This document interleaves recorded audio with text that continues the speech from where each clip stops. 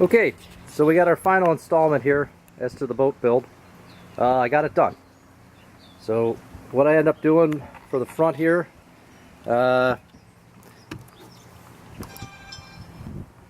made a bunch of storage.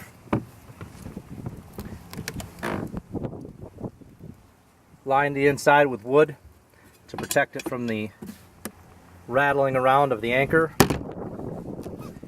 Bumpers, stuff like that. Lined everything with the mesh, heavy gauge mesh, so that the airflow could happen.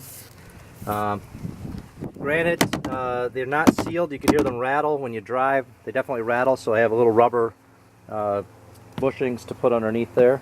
The floor went in. Went a little more difficult than I thought. I forgot to tighten up the sides. On both sides, you needed to take and put a strap going all the way around the boat, so it wouldn't splay out. And when I fit the bottom of the boat in, it ended up being a little bit wider than I thought. So when I glued everything in place, epoxied everything in place, I had a heck of a time getting the top back on because of basically the shoe box. The box was too big and the top was too small now. So, but it went on. Everything was good. I mounted a battery. Mounted a battery in the back. Eventually, we'll have two double lined the bilge area. As you can see, it's full bilge, and installed all the way in the back. Installed a drain plug also for backup, just in case that fails. I can move and evacuate a lot of water, or for that matter I can also drain it while in port. The motor was my biggest problem. That's one of the reasons why I hadn't really done too much. Fixing the motor has taken about a year, off and on, working on it, doing different things, but eventually I replaced a bunch of electrical equipment and now it runs like a charm. I get about 30 miles an hour out of this whole boat. I know I've reduced the weight, even though the things that I put in definitely have increased in some aspects, but the overall weight of everything from before is a lot less. Here is where I keep my my fuel locker, and I made this box and then mounted it to the hull in a non-obtrusive manner so I can take it out if I really needed to. I just used little angle brackets, but I built this and epoxied the whole box, and then underneath is some plastic so that it was up off the bottom, so I won't have there's airflow coming underneath. I don't have any kind of fuel explosion problems. Yes, a little emergency bilge there.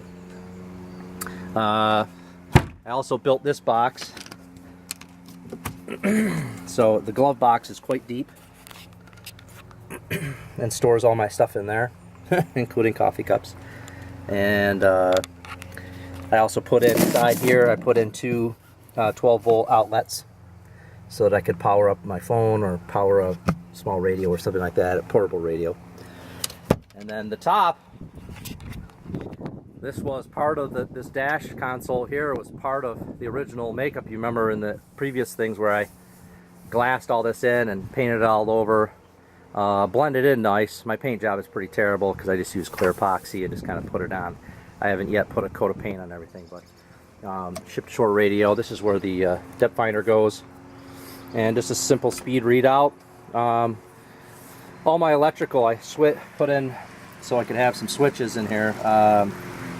From your nav lights, I put in all interior lights. All of the gearboxes have lights on them. I also purchased from LEDs.com, and I don't know if you can see this here. It's a silicone strip with the LEDs built right into it. When you turn it on, the light only goes down, and it floods down, and that reflects off the floor. At night, it's great because it lights up the floor of the boat. You can really see really well without blinding your eyes. There's a light inside the locker in here, and one of the things I will install eventually will be a lighting system that can project light out in the front of the boat for running out at night.